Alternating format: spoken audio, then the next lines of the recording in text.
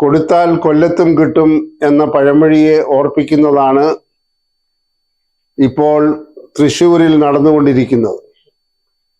തെരഞ്ഞെടുപ്പ് തന്ത്രങ്ങളുടെ വിശാരദൻ എന്ന് വിശേഷിപ്പിക്കപ്പെട്ടിരുന്ന ശ്രീ നരേന്ദ്രമോദി പോലും പിണറായി വിജയനിൽ നിന്ന് പഠിച്ച ഒരു പാഠം പ്രാവർത്തികമാക്കി എങ്ങനെയും തൃശ്ശൂര് കൊണ്ടുപോകണം എന്നുള്ള വാശിയിലാണിപ്പോൾ അദ്ദേഹം പുതിയ രീതിയിൽ കിറ്റ് വിതരണം ആരംഭിച്ചിരിക്കുന്നത്. തൃശ്ശൂർ പാർലമെന്റ് മണ്ഡലത്തിൽ മാത്രമായി 29 രൂപയ്ക്ക് അരി സഞ്ചിയിലാക്കി വിതരണം ചെയ്യുന്ന അത്യപൂർവമായ ഒരു തെരഞ്ഞെടുപ്പ് തന്ത്രമാണിപ്പോൾ BJP പയറ്റിക്കൊണ്ടിരിക്കുന്നത്.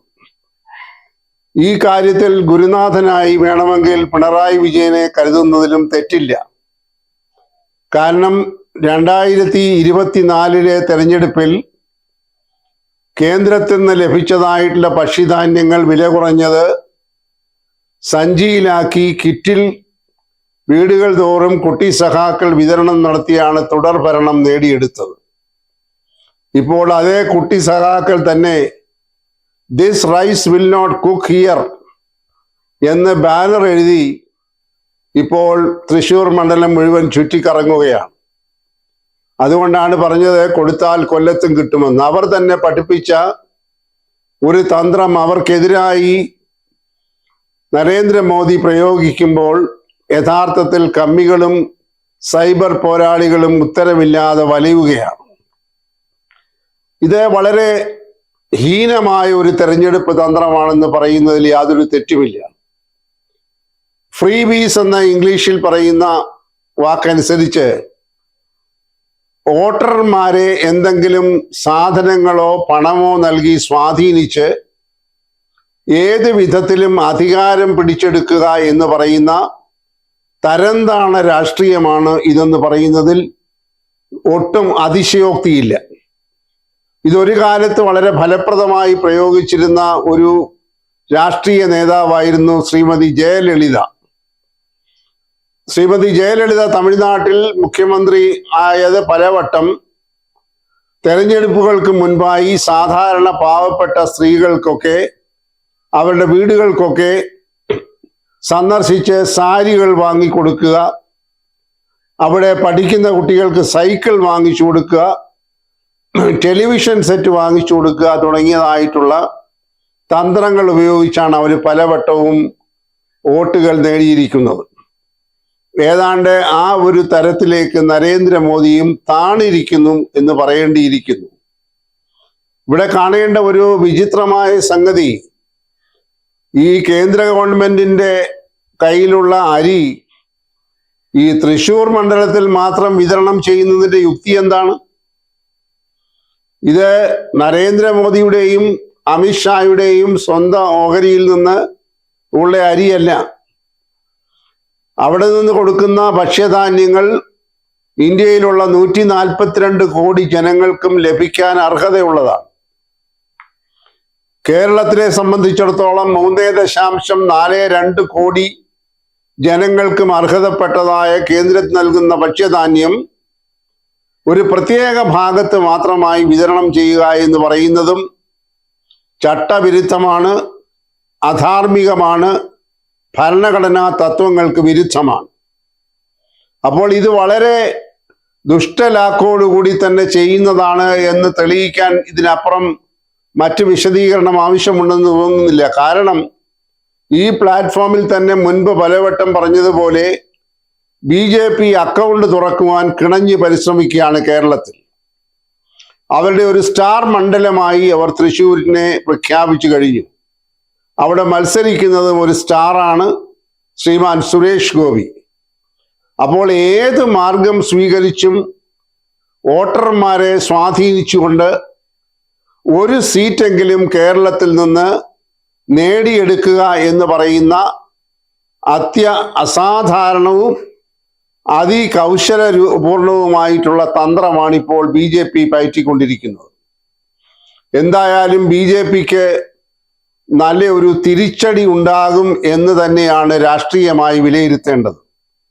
കാരണം പ്രബുദ്ധരായ കേരളത്തിലെ വോട്ടർമാരെ ഈ തരത്തിൽ എന്തെങ്കിലും സൗജന്യങ്ങൾ നൽകി സ്വാധീനിക്കാം എന്ന് വിചാരിക്കുന്നത് അധികപ്പറ്റാണ്, അപ്രായോഗികമാണ്. ഏതായാലും BJPയെ സംബന്ധിച്ചിടത്തോളം നഷ്ടപ്പെടാനൊന്നുമില്ല. പൊതുജനങ്ങൾക്ക് കൊടുക്കേണ്ട ഭക്ഷ്യധാന്യം അവരുടെ ഹിതമനുസരിച്ച് തൽക്കാലം ഒരു മണ്ഡലത്തിൽ വിതരണം ചെയ്യുന്നു.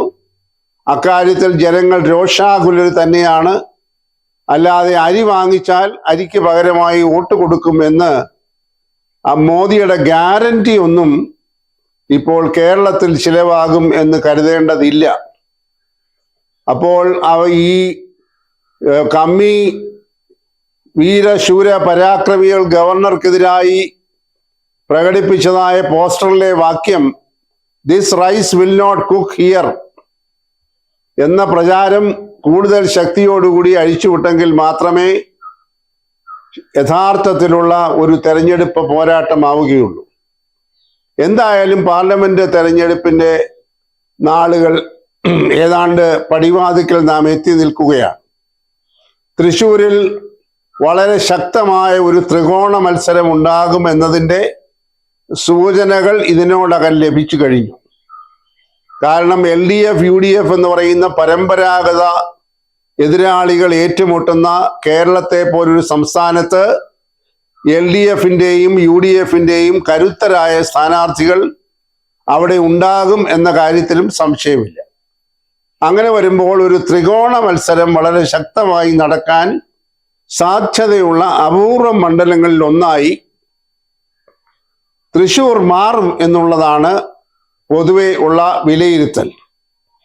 BJP പല രീതിയിലൊക്കെ കേരളത്തിൽ കളം പിടിക്കാനായി ശ്രമങ്ങൾ നടത്തുന്നുണ്ട്. അവർ 5 A ക്ലാസ് മണ്ഡലങ്ങൾ എന്നൊക്കെ പ്രഖ്യാപിച്ചിട്ടുണ്ട്. അതൊക്കെ ഒരു തെരഞ്ഞെടുപ്പ് തന്ത്രമായി മാത്രം കണ്ടാൽ മതി. ഏതായാലും ഈ പറയുന്ന 29 രൂപയുടെ അരി വിതരണം കൊണ്ട് ഒരു തെരഞ്ഞെടുപ്പിൽ മത്സരിച്ച് വിജയിക്കാമെന്ന് കരുതുന്നത് മൗഢ്യമാണ്. മാത്രവുമല്ല, ഇതിനെ സംബന്ധിച്ച് കേരളത്തിലെ ഭക്ഷ്യമന്ത്രി തന്നെ പറയുന്നത് കേരളത്തിലെ റേഷൻ കടകളിലൂടെ വെള്ള നീല കാർഡുകാർക്ക് 10 രൂപ 90 പൈസയ്ക്ക് കൊടുക്കുന്ന അരിയാണ് ഈ കേന്ദ്രം 29 രൂപയ്ക്ക് കൊടുക്കുന്നത് എന്ന ഒരു വ്യാഖ്യാനവും ഇപ്പോൾ വന്നിട്ടുണ്ട്. ഏറ്റവും ഒടുവിൽ കേൾക്കുന്നതായിട്ടുള്ള ഇതിനേക്കാൾ കുറെ കൂടെ വില കുറഞ്ഞതായ ഒരു കാര്യം കൂടെ സൂചിപ്പിച്ച് ഈ വീഡിയോ പൂർത്തിയാക്കാം. റേഷൻ കടകളിൽ പ്രധാനമന്ത്രി നരേന്ദ്രമോദിയുടെ ചിത്രം അച്ചടിച്ച ബാനറുകൾ കെട്ടണം. രണ്ടാമതായി, നരേന്ദ്രമോദിയുടെ ചിത്രം അച്ചടിച്ചതായ തുണി സഞ്ചികൾ മഞ്ഞ പിങ്ക് കാർഡുകാർക്ക് നൽകി അതിൽ 10 കിലോ സാധനങ്ങൾ ഭക്ഷ്യധാന്യങ്ങൾ കൊടുക്കാനുള്ള ഏർപ്പാടുകൾ ഉണ്ടാക്കണം. അതിനേക്കാളൊക്കെ തരംതാണ ഒരു ഏർപ്പാടാണ് മോദിയുടെ ചിത്രം വെച്ച് സെൽഫി എടുക്കാൻ സെൽഫി പോയിന്റുകൾ റേഷൻ കടകളിൽ സ്ഥാപിക്കണമെന്ന്. ഇന്ത്യയുടെ രാഷ്ട്രീയം പോയിരിക്കുന്ന ജീർണത മുൻപൊരിക്കലും ഉണ്ടാകാത്ത വിധം സ്വാതന്ത്ര്യാനന്തര ഭാരതത്തിൽ രാഷ്ട്രീയം ഇത്രയും ജീർണിച്ചു പോയോ എന്ന് അത്ഭുതപ്പെടുന്നതാണ്.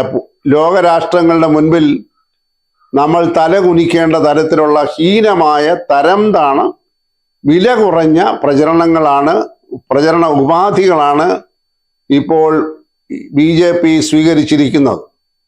നേരത്തെ സൂചിപ്പിച്ചതുപോലെ ഏത് മാർഗം സ്വീകരിച്ചും ലക്ഷ്യത്തിലെത്തുക, കുതിര കച്ചവടത്തിലൂടെ MLA-മാരെ വിലയ്ക്ക് വാങ്ങി ഭൂരിപക്ഷം ഉണ്ടാക്കുക, അധികാരത്തിലിരിക്കുന്ന സർക്കാരിനെ കാലുമാറ്റത്തിലൂടെ മറിക്കുക, റിസോർട്ട് രാഷ്ട്രീയം കളിക്കുക, ഈ തലത്തിൽ ഒരിക്കലും സംസ്കൃത ചിത്തരായിട്ടുള്ള ആളുകളുടെ ഇടയിൽ പ്രയോഗിക്കാൻ കഴിയാത്തതായിട്ടുള്ള തന്ത്രങ്ങളാണ് ഇപ്പോൾ BJP പയറ്റിക്കൊണ്ടിരിക്കുന്നത്.